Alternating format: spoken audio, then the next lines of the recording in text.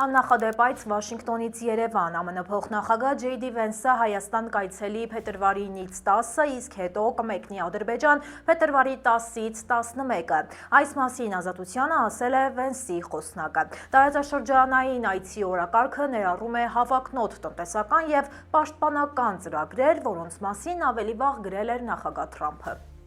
Հայաստանի հետ նախատեսվում է միջուկային համագործակցության մասին խոշոր համաձայնագրի ստորագրում։ Ադրբեջանի հետ նախատեսվում է ռազմավարական գործընկերության ամրապնդում եւ ամերիկյան պաշտպանական սարքավորումների, զրահաբաճկոնների, մոտորանավակների մատակարարման պայմանագրեր։ Կիսահաղորդիչների ամերիկյան արտադրողները կներգրավվեն ինչպես Հայաստանում, այնպես էլ Ադրբեջանում իրականացվող նախագծերում։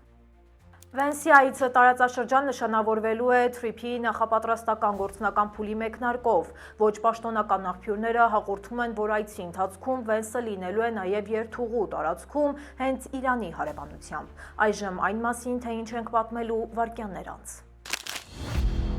Ամերիկյան հավաքականը նվաճեց առաջին ոսկե մեդալը ձմեռային օլիմպիական խաղերում։ Իլյա Մալինինյան հավանական հնարքը սառույցի վրա թռիչքների աստվածը իր բարձրության վրա է։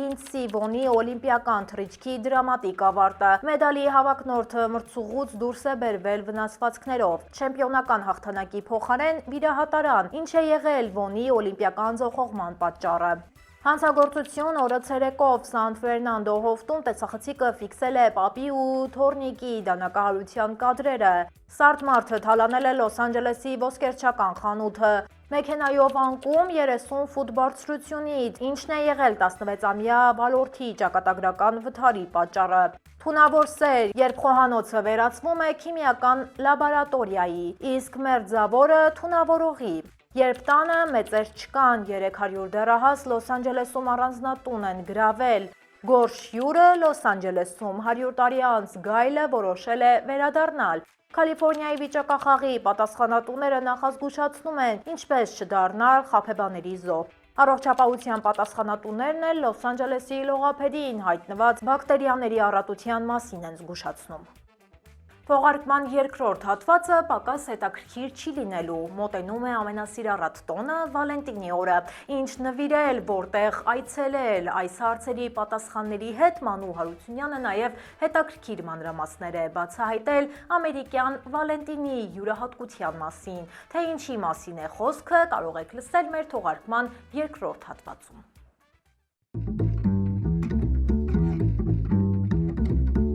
Բարև ձեզ, դուք միացել եք Glendale News-ին, ես Լենա Կարապետյանն եմ և ինչպես միշտ ձեզ կպատմեմ Միացյալ Նահանգներում տեղի ունեցող ամենաքննարկվող իրադարձությունների մասին։ Մինչև մեր հիմնական թողարկմանը անցնելը ցանկանում եմ մի փոքր կիսվել ձեզ հետ մեր պրոյեկտի ոչ թե ձեզ ցուցադրվող, այլ ներքին կողմի մասին։ Ավելի կոնկրետ մեր թվերի մասին։ Նախ նշեմ, որ մենք արդեն 1 տարեկան ենք և մեր փոքր, բայց աշխատասեր թիմը բաղկացած չլինելով պրոֆեսիոնալներով 1 տարվա քրտնաջան ամենօրյա աշխատանքի արդյունքում արդեն ահռելի փորձ է ձեռք բերել թե լուրերի հավաքագրման և մշակման և թե YouTube-յան որակյալ կոնտենտ ստեղծելու գործում։ Դրա վառ ապացույցը ձեր մեկնաբանություններն ու աջակցություններն են և իհարկե մեր ունեցած YouTube-յան վիճակագրությունը։ Ճիշտ է, մեզ դիտողների ընդամենը 24%-ն են բաժանորդագրված մեր ալիքին, սակայն վստահ կարող ենք ասել, որ մնացած 76%-ը նույնպես սիրով են դիտում մեր թողարկումները, պարզապես ինչ-ինչ պատճառներով դեռ չեն բաժանորդագրվել։ Իհարկե, եթե ցանկանում եք օգնել մեզ, ապա բաժանորդագրության և լայքի կոճակները ձեզ են սպասում։ Այսպիսով, մեզ դիտողների շուրջ 79% ապրում են Միացյալ Նահանգներում, իսկ մնացած 21%-ը աշխարհի տարբեր երկրներում, այդ թվում նաև Իսպանիայում, Բելգիայում, Գերմանիայում, հարևան Կանադայում և իհարկե հայաշատ Ֆրանսիայում։ Ի տարբերություն տարածված կարծիքներին, որ մեզ հիմնականում դիտում են մեծահասակները, ասեմ, որ վիճակագրությունը հստակ ցույց է տալիս, որ դիտողների ընդամենը 50%-ն է 50 տարեկան կամ մեծ հասակի։ Սա նշանակում է, որ մենք կարողացել ենք հետաքրքրել շատ ու շատ երիտասարդների, որը իսկապես կարելի է համարել մեծ հաջողություն, քանի որ, ինչպես բոլորս գիտենք, երիտասարդները հիմնականում չեն հետաքրքրվում նորություններով։ Եվ հենց սա է մեր հաջողության գրավականը՝ ձեզ պատմել հետաքրքիր, ինչպես նաև նաև հնարավորինս պոզիտիվ թեմաների մասին եւ իհարկե հետաքրքիր մատուցմամբ։ Մենք իսկապես փորձում ենք տարբերվել ավանդական լրատվականներից եւ կարծես թե մեզ մոտ դա ստացվում է։ Շնորհակալություն, որ հետևում եք մեզ։ Հա, քանի դեռ չեմ մոռացել, նշեմ նաև, որ մեզ հետ համագործակցության համար կլինի դա առաջարկ գովազդային ինտեգրացիա, թե պարզապես հետադարձ կապ, կարող եք ազատ գրել մեր Instagram-ին կամ Facebook-ին։ Նշեմ նաև, որ մեր հաղորդումները այսուհետև կարող եք դիտել ամեն օր բացի շաբաթ եւ կիրակի օրերից Լոս Անջելեսի ժամով, ոչ թե ժամը 5:30-ին, այլ 5-ին։ Իսկ հիմա օրվա անցուդարձի մասին։ Աշխարհն այս օրերին ապրում է օլիմպիական խաղերի ռիթմով, Ամերիկան էլ բացառություն չէ։ Ամերիկացի Բրիզի Ջոնսոնը նվաճեց ոսկե մեդալը, նա դարձավ պատմության մեջ երկրորդ ամերիկուհին, ով նվաճեց օլիմպիական ոսկե մեդալ լեռնադահուկային սպորտի արագընթաց վայրեջքը մրցաձևում։ Սա միաժամանակ ձմեռային օլիմպիական խաղերում Ամերիկայի առաջին մեդալն էր։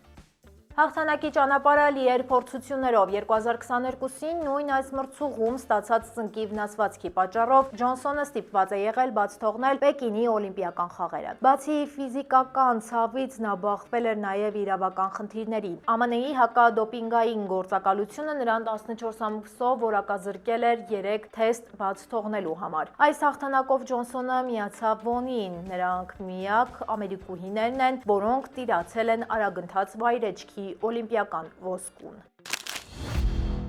Առաջին ոսկե մեդալից հետո առաջին ռեկորդը ամերիկացի գեղասահորդ Իլյա Մալինինը, ում մարզաշխարհում իրավամբ անվանում են քառակի թռիչքների աստված, նվաճեց իր կարիերայի առաջին ոսկե մեդալը։ Ուղիղ եթերում մարզիկը ցուցադրեց անհավանական վարպետություն, սահմանելով նոր համաշխարհային ռեկորդ։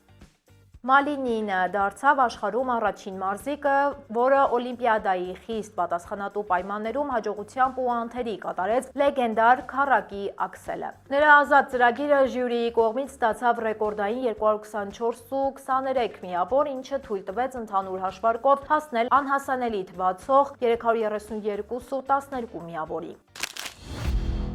Ճակատագիրը դաժան գտնվեց ԱՄՆ հավաքականի ամենափորձառու մարզիկներից մեկի նկատմամբ։ 41-ամյա Լինդսի Վոնը վայր ընկավ արագընթաց վայրեջքի եզրափակիչի մեկնարկից անմիջապես հետո։ Վոնին հատուկ պատգարակով տեղափոխեցին եւ ուղղաթիռով հեռացրին մրցուղուց դեպի տեղի հիվանդանոց։ 2024-ին մեծ սպորտ վերադարձած լեգենդար մարզիկը ցանկանում էր դառնալ լեռնադահուկային սպորտի պատմության ամենատարեց օլիմպիական մեդալակիրը։ Նա 41 տարեկան էր։ Վերջին մարզումների ժամանակ նա զարգացրել էր 78 մղոն ժամ արագություն, սակայն եզրափակիչը ճակատագրական եղավ։ Ինչն է եղել Վոնի դրամատիկ անկման պատճառը, թեման սկսեցին քննարկել ցավալի միջադեպից անմիջապես հետո։ Տեղի անհարթությունը, մարզիկի արագությունը, տեխնիկական անհարմարությունը քննարկվում էին ամենատարբեր վարկածները։ Ինչպես հաղորդում է Associated Press-ը, Վոնը բախվել է դարպասին եւ օդ բարձրացել արահետի անսպասելի անհարթության պատճառով։ Անկման պահին նրա մարզահագուստի տակ բացվել է անվտանգության բարձիկը։ Դա գրեթե անհնար էր դարձնում մարզիկի կողմից իրավիճակի վերահսկումը։ Արդյունքում մարզիկը անկման պահին ձախ ոտքի կոտրվածք է ստացել։ Ցավալի միջադեպից ժամեր անց Վոնը վիրահատվել է։ Նրա վիճակը կայուն է։ Տեղափոխվենք Լոս Անջելես, որտեղ եւս տարաբնույթ իրադարձությունների պակաս չի եղել հանգստյան օրերին։ Լոս Անջելեսի Սան Ֆերնանդո հովտում 10-ամյա աղջիկը եւ նրա տարեց պապիկը դանակահարվել են հենց տան շեմին, երբ պատրաստվում էին դպրոց գնալ։ Ըստ տեղի ոստիկանությանը հարձակվողը նրանց հարևանն էր, որը տարիներ շարունակ ահաբեկել է բնակիչներին։ Տեսախցիկները ֆիքսել են, թե ինչպես է տղամարդը հանկարծակի հարձակվում երեխայի վրա, երբ պապիկը փորձում էր պաշտպանել թոռնուհուն, հանցագործը դանակով հարվածել է նրա պարանոցին ու ձեռքին։ Պսիխոպատը վազեց աղջկա ուղղությամբ ու ուղղակի դանակահարեց նրա թևը, պատմել է ականատես Մայք Աղաջանյանը։ Սա նույն երեխայի վրա հարձակվելու երկրորդ փորձն էր։ Առաջինը տեղի էր ունեցել 6 ամիս առաջ։ Հարևանները նշում են, որ տղամարդը բազմիցս ձերբակալվել է, սակայն միշտ ազատ է արձակվել։ Ոստիկանությունը հանցագործին ձերբակալել է նույն օրը դեպքից ժամեր անց։ Լոս Անջելեսի Վուդլեթ Հիլզում տեղի է ունեցել հոլիվուդյան մարտաֆիլմի ոճով կողոպուտ։ Հանցագործը դրսևորելով ակրոբատիկ հմտություններ, առաստաղից ցած է իջել և հաշված րոպեների ընթացքում դատարկել ոսկերչական խանութի թանկարժեք ցուցափեղկերը։ Խանութի սեփականատերերի փոխանցմամբ կասկածյալը գործել է կայծակնային արագությամբ, հասցնելով թալանել թանկարժեք իրեր և անհետանալ ընդամենը 10 րոպեում։ Ոստիկանությունը ջանքեր է գործադրում նույնականացնելու կողոպտիչ սարդ մարդուն, որը կարողացել է հաջողությամբ շրջանցել բարդ սարքավորումները։ Լոս Անջելեսի Մալիբու շրջանում տեղի ունեցած վթարը խլել է 16-ամյա Հանթեր Լենգլիի կյանքը։ Նրա վարած Տեսլան դուրս է եկել ճանապարհի երթևեկելի մասից և վայր ընկել 30 ֆուտ բարձրությունից։ Փրկարարները պատանուն մահացած են հայտնաբերել հենց դեպքի վայրում րոպեներ անց։ Հանթերը Սիերա Քանյոն դպրոցի աշակերտներից էր, հայտնի էր իր խելքով ու մարզական հաջողություններով։ Իրավապահները փորձում են պարզել, թե ինչու է մեքենան կտրուկ շեղվել երթևեկելի գոտուց և հայտնվել անդունդում։ Լոս Անջելեսի Նորթ Հոլիվուդում մթնոլորտը բավականին թեժ էր, բայց ոչ թե եղանակի, այլ աշակերտների կազմակերպած բողոքի լայնածավալ դասադուլի պատճառով։ Հարյուրավոր երիտասարդներ լքել են դասասենյակները, իրենց բողոքի ձայնը բարձրացնելով Թրամփի վարչակազմի միգրացիոն քաղաքականության խոստացումների դեմ։ Ցուցարարները պահանջում են անհապաղ դադարեցնել այսի կոշտ գործողությունները։ Կալիֆորնիա նահանգում սա ամենամեծ աշակերտական ակցիաներից մեկն է այս տարվա ընթացքում։ Բողոքի երթն անցել է խաղաղ, սակայն երիտասարդները խոստացել են շարունակել պայքարը։ Լոս Անջելեսի Սան Ֆերնանդո հովտում անչափահասների զանգվածային երեկույթն ավարտվել է ոստիկանության միջամտությամբ։ Հարյուրավոր դեռահասներ ներխուժել էին Քվարց Բողոտայի և Սթրաթերն փողոցի անկյունում գտնվող առանձնատուն, կազմակերպել աղմկոտ խնջույք, որը ստիպել էր հարևաններին դիմել իրավապահներին, վերջ դնելու անկարգություններին։ Այնտեղ մոտ 300 անչափահաս կար, ովքեր խմում էին, թմրանյութեր օգտագործում և փխենթի պես վարվում շենքի տանիքներին, պատմել է ականատեսը։ Նրա խոսքով դեռահասների անկառավարելի պահվածքը լուրջ անհանգստություններ է պատճառել բնակիչներին։ Չնայած մեծ իրարանցմանը, դեռահասները տարածքը լքել են առանց լուրջ միջադեպերի։ Հատկանշական է, որ առանձնատունը լքված չի եղել, ինչը նոր հարցեր է առաջացնում այն մասին, թե ով է պատասխանատու անչափահասների կողմից կազմակերպված այս աննախադեպ երեկույթի համար։ DHS-ը նախազգուշացնում է ընտանեկան բռնության նոր և սարսափելի ուղղության մասին։ Վերջին 5 տարվա ընթացքում կտրուկ աճել է քիմիական և կենսաբանական թունանյութերի օգտագործումը զուգընկերներին թունավորելու նպատակով։ 2014 թվականից ի վեր արձանագրվել է ընտանիքի անդամներին թունավորելու 17 փորձ, որոնք հանգեցրել են առնվազն 11 մահվան։ Քոլորադոյի մի ատամնաբույժ արդեն դատապարտվել է ՑՄ ազատազրկման կնոջ սպիտակուցային կոկտեյլը ցիանիդով թունավորելու համար, իսկ Յուտայի մի գրող կկանգնի դատարանի առաջ ամուսնուն ֆենտանիլի մահացու չափաբաժնով սպանելու մեղադրանքով։ Հանցագործները հիմնականում օգտագործում են հակասառեցնող հեղուկներ, աչքի կաթիլներ և ֆենտանիլ։ Կալիֆորնիայի վիճակախաղի պատասխանատուները նախազգուշացնում են զեղծարարության դեպքերի կտրուկ աճի մասին։ Նպատակն է գողանալ քաղաքացիների գումարն ու անձնական տվյալները։ Հանցագործները շնորհավորում են մարդկանց կեղծ շահումների կապակցությամբ, փորձելով մոլորեցնել նրանց և կորզել ֆինանսական միջոցներ։ Խաբեբաները հաճախ պնդում են, թե շահումը չի տրամադրվի, մինչև չվճարեն հարկերը կամ սպասարկման վճարները։ Վիճակախաղի վարչությունը հայտնում է, որ երբեք կանխավճար չի պահանջում և չի կապվում խաղացողի հետ, քանի դեռ նա պաշտոնական հայտ չի ներկայացրել։ Մասնագետները հորդորում են երբեք չհայտնել վարկային քարտերի տվյալները կամ սոցիալական ապահովության համարը անծանոթներին։ Հորդորում են վիճակախաղի տոմսերը գնել միայն Կալիֆորնիայի 23,000 լիազորված վաճառակետերից։ Լոս Անջելեսի հանրային առողջապահության դեպարտամենտն էլ բնակիչներին և զբոսաշրջիկներին կոչ է անում զերծ մնալ օվկիանոսի ջրերում լողալուց կամ սերֆինգով զբաղվելուց։ Մի շարք հայտնի լողափերում իրականացված ստուգումները պարզել են, որ բակտերիաների քանակը լրջորեն գերազանցում է առողջապահության ստանդարտները։ Սա կարող է վտանգավոր լինել հանգստացողների համար։ Վտանգավոր գոտում են հայտնվել Մարինա դել Ռեյի շրջանի Մազերս լողափը և Սանտա Մոնիկայի հանրահայտ նավամատույցի հարակից ջրային տարածքները։ Իշխանությունները հորդորում են հատկապես զգույշ լինել երեխաների հետ և խուսափել ջրի հետ որևէ շփումից, քանի որ բակտերիաների բարձր մակարդակը կարող է հանգեցնել վարակիչ հիվանդությունների տարածմանը։ Ջրի վատ որակը պայմանավորված է վերջին տեղումներով և քաղաքային արտահոսքերով։ Լողափերին արդեն տեղադրվել են նախազգուշացնող վահանակներ, որոնք կհեռացվեն միայն այն դեպքում, երբ ջրի որակը համապատասխանի անվտանգության պահանջներին։ Լոս Անջելեսի շրջանում տարեսկզբից ի վեր տասնյակ ռեստորաններ և մթերային խանութներ են փակվել առողջապահական տեսուչների խիստ որոշմամբ։ Դեպքերի մեծ մասում պատճառը հաստատություններում հայտնաբերված վնասատուների ներխուժումն է։ Սա նշանակում է, որ սննդի կետերի ներսում տեսուչները գտել են տարատեսակ միջատներ կամ կրծողներ։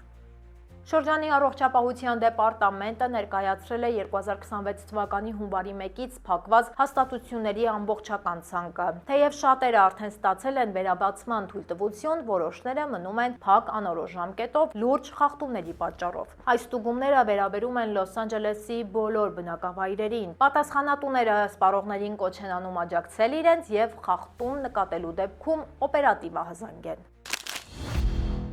Այժմ եկեք տեղափոխվենք մեր Facebook-յան էջ, որտեղ ունենք հրապարակումներ, որոնք վստահ եմ կհետաքրքրեն ձեզ։ Լոս Անջելեսի Բևերլի Հիլթոն հյուրանոցում կայացած ամերիկյան ռեժիսորների գիլդիայի 78-րդ մրցանակաբաշխությանը Փոլ Թոմաս Անդերսոնը նվաճեց գլխավոր մրցանակը։ «Մեկ մարդ մյուսի հետևից» ֆիլմի հաջողությունը նրա համար ուղիղ ճանապարհ է բացում դեպի իր առաջին Օսկարը։ Փետրվարի 26-ից կմեկնարկի ամերիկյան կինոակադեմիայի քվեարկությունը։ Մարտի 15-ին կայանալիք Օսկար մրցանակաբաշխությանը Անդերսոնի ֆիլմը համարվում է գլխավոր հավակնորդը։ Վերջին տասնամյակներում այս մրցանակին արժանացած 10 ռեժիսորներից 9 հետագայում ստացել են նաև ակադեմիայի մրցանակը։ Ավելի քան մեկ դար տևած ընդմիջումից հետո Լոս Անջելեսում գորշ գայլ է նկատվել։ Սա բացառիկ երևույթ է, քանի որ վերջին վայրի գայլը շրջանում սպանվել էր դեռևս 1924 թվականին որսորդների կողմից։ Մասնագետները կենդանուն հետևում են հատուկ GPS վսկապի միջոցով։ Շուրջ 100 տարի առաջ բնաջնջված այս տեսակը սկսել է վերականգնվել 2011 թվականից, երբ առաջին գայլը Օրեգոնից հատեց սահմանը, իսկ այժմ նահանգում ապրում է առնվազն 60 գայլ։ Հաջորդ թիվ ձեզ հետ կաշխատի իմ գործընկեր Մանու Հարությունյանը։ Այս անգամ նրա ուշադրության կենտրոնում հայտնվել է Վալենտինը, ավելի ճիշտ տոնի ամերիկյան յուրահատկությունը։ Սիրո տոնին ընդառաջ Մանուի խորհուրդները ձեզ հաստատ օգտակար կլինեն։ Հրաժեշտից առաջ մնում է միայն հիշեցնեմ, ձեր ցանկացած լայքն ու մեկնաբանությունը մեզ օգնում են հաջորդ հանդիպումը ավելի հետաքրքիր ու բովանդակալից դարձնել։ Իսկ եթե բաժանորդագրվեք, հետաքրքիր նորությունների մասին առաջիններից մեկը կտեղեկանանք։ Մինչ հանդիպում։ Բարև ձեզ։ Վալենտինի օրը ԱՄՆ-ում մեծ տոն է, ամենաքաղցր ու ծաղկաշատ օրը։ Օրվա առթիվ ԱՄՆ-ում վաճառվում է շուրջ 58 միլիոն ֆունտ շոկոլադ և 250 միլիոն վարդ։ Նվիրում ավելի քան 145 միլիոն բացիկ։ Սիրո տոնի առթիվ ծախսերը Միացյալ Նահանգներում ամեն տարի աճում են։ 2025-ին կազմել են 27.5 միլիարդ դոլար, իսկ այս տարի կանխատեսվում է նոր ռեկորդ։ Վալենտինյան ծախսերը կկազմեն շուրջ 29 միլիարդ դոլար։ ԱՄՆ-ում Վալենտինի օրը նշել սկսել են 1840-ական թվականներից։ Նահանգներից 4-ն ունեն Վալենտին անունով բնակավայրեր, որոնցից մեկը քաղաք է։ Բնակավայրերն ունեն հատուկ սրտաձև փոստային նշաններ։ Շատ սիրահարներ Վալենտինի օրվա առթիվ այդ բնակավայրերն են այցելում հատուկ վալենտինյան փոստային նշանը ստանալու համար։ Մի քանի խոսք Վալենտինի օրը ԱՄՆ-ում ամենապահանջված ապրանքների մասին։ Քաղցրավենիքը առաջատարն է 56%-ով, բացիկները երկրորդ տեղում են 37%-ով, զարմանալի է, բայց ծաղիկները երրորդ տեղում են շուրջ 35%-ով։ Հաջորդիվ երեկոյան տարբեր միջոցառումներին մասնակցելն ու զարդեր նվիրելն է։ Հաջորդ հարցը. թե ուր գնալ։ ԱՄՆ-ում Վալենտինի օրվա առթիվ առաջարկվող ռոմանտիկ վայրերը շատ են ու բազմազան, ամեն բյուջեի և ամեն ճաշակի համար։ Ընդունված է, որ Վալենտինը տոն է երկուսի համար, բայց ԱՄՆ-ում բացառություններ են անում։ Վալենտինին նվիրված հանրահայտ միջոցառումներ կան, որոնց միանգամից հազարավոր մարդիկ են մասնակցում։ Սան Ֆրանցիսկոյի Pillow Fight-ը ամենամեծն է, մինչև 2000 մասնակցով։ Այստեղ սիրահար լինելը անգամ պարտադիր չէ, բավական է բարձ ունենալ ու դրանով հրապարակում հավաքված ծանոթ-անծանոթ մասնակիցներին հարվածելու ցանկություն։ Նյու Յորքի Times Square-ի Վալենտինյան արարողությունը գրավում է հազարավոր մարդկանց, Բոստոնի Վալենտինյան շուկան շուրջ 2000 գնորդի, իսկ Լաս Վեգասում կազմակերպում են մեծ հարսանիքներ միանգամից 500 զույգի համար։ Նահանգներից շատերը Վալենտինին նվիրված իրենց հատուկ սովորություններն ու միջոցառումներն ունեն։ Դրանցից շատերն անգամ կարելի է տարօրինակ համարել, բայց դրանք արդեն տասնամյակների կամ ավելի հին պատմություն ունեն։ Մեյնում Valentine Bandit-ը 1976-ից անանուն կերպով սրտեր է կախում շենքերին եւ մեքենաներին։ Նեբրասկայի Վալենտին քաղաքում փոստային նշանները սրտաձև են եւ հազարավոր նամակներ են ուղարկվում։ Վիրջինիայի Վալենթայնսում նման նշաններ կան, որի միջոցով տեղի բնակիչները հիշում են առաջին փոստատար Վալենտինին։ Թեքսասի Վալենտինում արվեստային դիզայնով նշաններ են առաջարկում, իսկ Արիզոնայի Վալենտին անունը կրող ուրբական քաղաքում հարսանիքներ են անցկացվում։ Բայց դա էլ ամենը չէ։ Կալիֆոռնիայում եւ Քոլորադոյում անցկացվում են հակավալենտինյան երեկույթներ։ Կարոլինայում մարդիկ երբեմն այրում են նախկինների նկարները որպես նոր կյանքի սկիզբ։ Ահա այսպիսինն է ամերիկյան Վալենտինը։ Իդեպ, ԱՄՆ եկած յուրաքանչյուր ազգության ներկայացուցիչ իր մասն է ավելացնում արդեն եղած ավանդույթներին։ Մեկնաբանություններում գրեք, թե ամերիկյան Վալենտինին ինչ նոր սովորություններ կարող են առաջարկել ԱՄՆ-ում հաստատված հայերը, իսկ գուցե արդեն այդպիսի սովորույթներ կան, գրեք նաև դրա մասին։ Այսօրվա համար նախապատրաստել էինք այսքանը։ Եթե դեռ չեք հասցրել դիտել մեր նախորդ թողարկումը, ապա կարող եք անցնել հենց այս հղումով։ Մենք բարձր ենք գնահատում ձեր ակտիվությունը։ Կարդում ենք բոլորիդ նամակներն ու մեկնաբանությունները։ Մեզ աջակցելու համար պարզապես լայքեք մեր տեսանյութը եւ մենք կհանդիպենք վաղը ժամը 5-ին։ Հաջողություն։